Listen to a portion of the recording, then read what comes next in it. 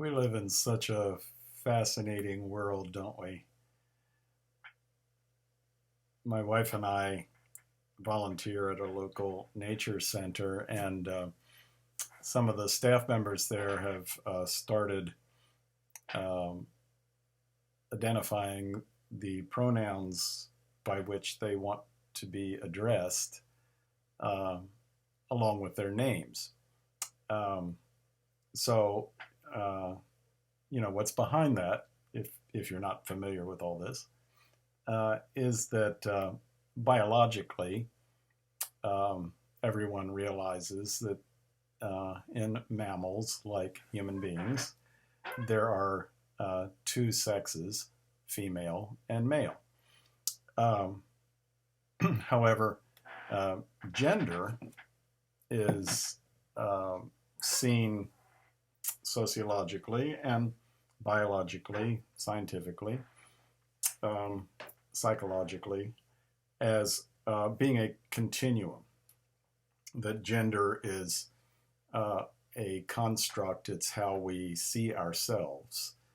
Um, and of course, it's been pointed out a long time ago that, there are those characteristics which historically have been assigned to males, and there have been those characteristics that historically have been assigned to females.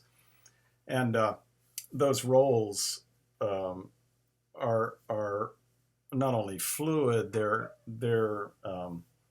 driven by society. They're just assigned by various societies. They're not a part of who we are. And in reality, who we are is a combination of those things. And so all of us have a combination of what historically would be considered female characteristics and what historically would be called male characteristics. So, uh, two sexes, but many different gender designations. So there are people who are heterosexual males, um, people who are homosexual males attracted to other males, um, lesbian females, heterosexual females, um, and uh, bisexual people who are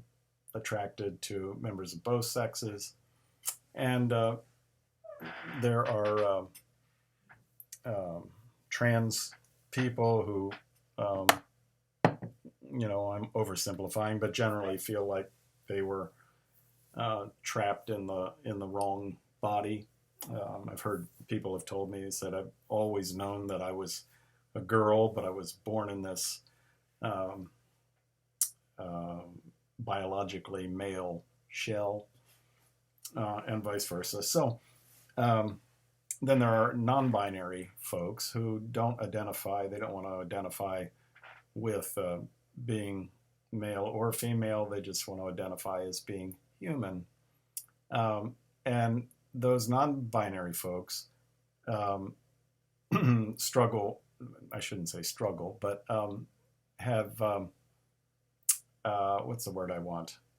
Struggle is the wrong word. It's not really a struggle, but there aren't any pronouns in English that quite fit. So, here's a person who considers themselves non-binary, um, and so it becomes they would prefer to have. Oftentimes, they would prefer to change their names to names which are kind of unisex names, names that could be female or male. And also, they don't want to use the pronouns he, him, or she, her, and so they use the pronouns they, them. We had a very tragic situation here locally. A beautiful uh, um, biologically female, non-binary person, 14-year-old, was killed in a horrible car accident. And in the condolences, some of her friends said, I'm really going to miss them because non-binary people prefer pronouns which historically are plurals, so they, them kind of thing. So people, sometimes you'll see folks will give their name and then they give their pronouns. And a lot of times, especially among younger folks, younger millennials and Gen Z people especially, as they're introducing themselves, they will give the name that they prefer to be called by, and the pronouns that they prefer to have used of themselves. I have a good friend who is a brilliant composer and conductor, and he, among other things, he conducts the Cincinnati Men's Chorus, and he also conducts a chorus which is it's made up of all different kinds of people, gays, lesbians, straight people, LGBTQ, trans people, people who prefer to just be called queer, as well as, heterosexuals. I mean, they're all about singing. They're not really into what your sexual orientation is. Anyway, he said, I try so hard to keep all the different pronouns straight, but he said, I've got 50 people and they all have different ways that they want to be addressed. So a lot of times with younger folks, you'll hear them give their name and the pronoun or pronouns by which they prefer to be referred.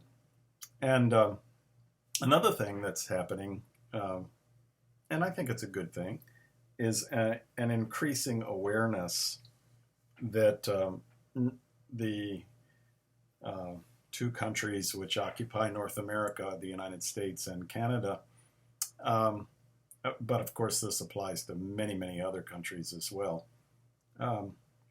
But in our context, there's an increasing awareness that here in the United States, for example, that uninvited Europeans landed here, stole the land from native peoples who had been living here for, there have been native tribes across what is now the continental United States for the last 10,000 years. And there's a myth that Native Americans didn't have any sense of owning property. And that's not true. They had no sense of personally owning property, but this region, from that shoreline to this river to that mountain, this region belongs to our tribe, belongs to us collectively. And that was, and still is, very strong. So, Europeans came in and I don't think it's too strong a word to say stole the land, and then worked the land with people who were kidnapped from Africa and forced into slavery. So stolen land, stolen people built this world economy originally built on cotton to feed the Industrial Revolution, and sugar, which was and remains in high demand. So there's an increasing awareness that especially for those of us who are of European descent, that we are kind of living on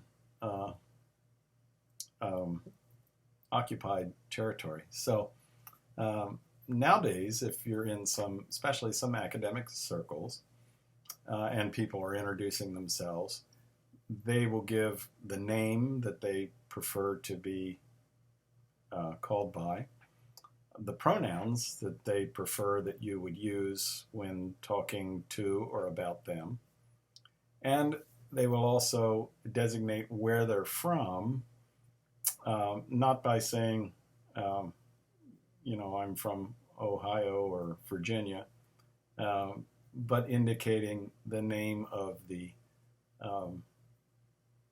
native tribe that originally owned that land as far back as human beings were in this area. So, for example, my name is Larry Taylor. My pronouns are he, him. I'm a heterosexual male. And I am currently living in occupied Shawnee territory.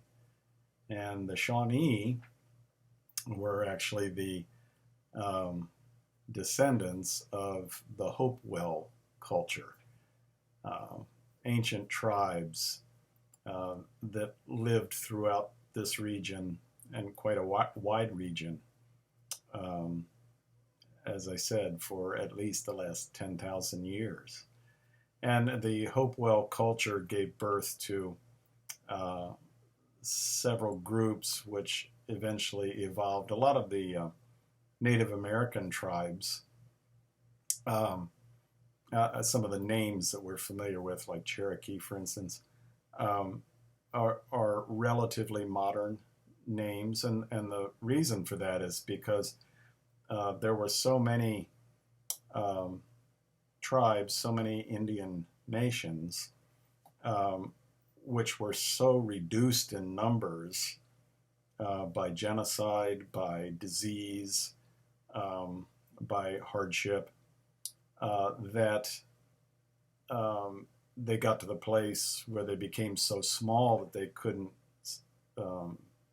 sustain by themselves. And so they joined with other tribes.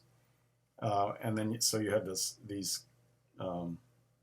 collections of tribes joining together, and then often taking on a name to signify the whole group. So Shawnee is one of those names, descendants of the Hopewell culture. So I smile. I find it, I trip up all the time using the wrong pronouns. But there's some, I want to be sensitive. I want to, I don't want to offend people when there's, no need to offend them. I don't want to be an old curmudgeon who insists on the old ways. Language is a fluid thing. Our understanding of culture is a fluid thing.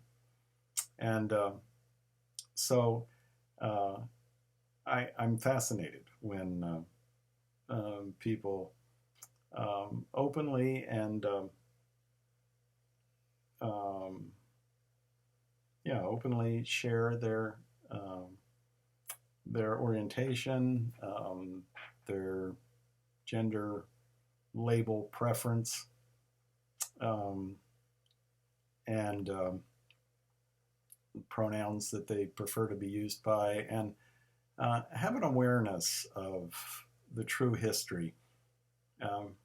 Not to walk around in guilt, but to more walk around in reality. And I think that's always a good thing.